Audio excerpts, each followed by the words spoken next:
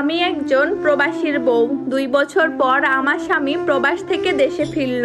মনে যে কত আনন্দ, কতদিন পর তার মুখটা দেখতে পাবো।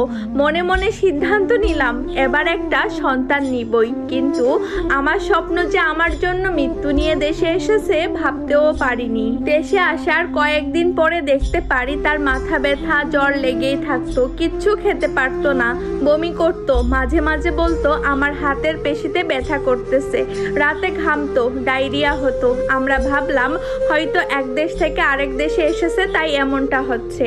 গ্রামের ফার্মেসি থেকে সাধারণ ওষুধই খেত। আস্তে আস্তে কেমন জানি আমার স্বামী শারীরিকভাবে দুর্বল হয়ে পড়ে। কিন্তু আমি তো আগে থেকেই ভেবে রেখেছিলাম একটা সন্তান নিবই। তাকে বলতাম আমার একটা সন্তান লাগবেই, তুমি আমাকে রেখে দূর প্রবাসে চলে যাও, আমি একা একা কত কষ্টে থাকি। সে কোনো কথা না বলে চোখের পানি মুছতে থাকে। রাতে একদম কাছে আসতে চাইতো না। আমি জোর করেই তার কাছে যাইতাম, কেন আসতে চাইতো না সেটাও বলতো না। মোটামুটি 1 মাস পর সে খুবই অসুস্থ হয়ে যায়। সাধারণ ওষুধে তার আর জ্বর কমছিল না, সাথে ডায়রিয়ায় কাহিল হয়ে যায়। আমরা তাকে স্থানীয় হসপিটালে নিয়ে যাই। উপসর্গগুলো দেখে ডক্টর তাকে কিছু টেস্ট দেয়, কিন্তু সেগুলো স্থানীয় হসপিটালে হবে না। আমরা তাকে নিয়ে বড় হসপিটালে গেলাম। টেস্ট করানোর পর ডক্টর যেটা বললেন তার জন্য আমরা কেউই প্রস্তুত ছিলাম না। আমার স্বামী বলে HIV ভাইরাসে আক্রান্ত। এরপর ডক্টর আমাকেও টেস্ট করাতে বলে, যেহেতু আমি তার স্ত্রী আমার শরীরেও এই ভাইরাসটা পাওয়া যেতে পারে। এরপর আমাকে টেস্ট করানো হয়, আমিও পজিটিভ হয়ে যাই। আমার স্বামীর অবস্থা খারাপ হতে থাকে। এই রোগের তেমন কোনো চিকিৎসা না থাকায় কিছু ওষুধ দিয়ে আমাদের বাড়ি পাঠিয়ে দেওয়া হয়। আমি তো কান্নায় ভেঙে পড়েছি। গ্রামের মানুষ যখন জানলো আমার স্বামীর এইডস হয়েছে তখন নানান কথা রটাতে থাকলো। আমাদের বাড়ি লোকজন আসা বন্ধ করে দিল। দোকানে গেলে দোকানি বাজার না দিয়েই বের হয়ে যেতে বলতো।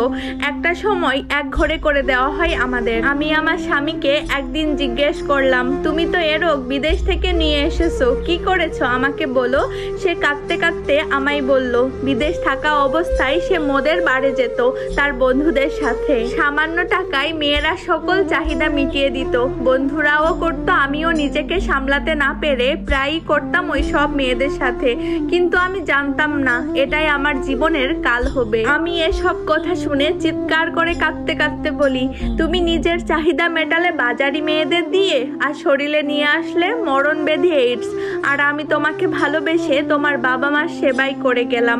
কেন আমার জীবনটা এভাবে নষ্ট করলে? কেন তুমি আমাকে এভাবে ঠকালে? আমি বুঝে যাই মৃত্যু তার হবেই। আর কোনো চিকিৎসাও নেয়নি। কি তীব্র যন্ত্রণা পেয়েছে আমার স্বামী, কি অসহ্য যন্ত্রণা।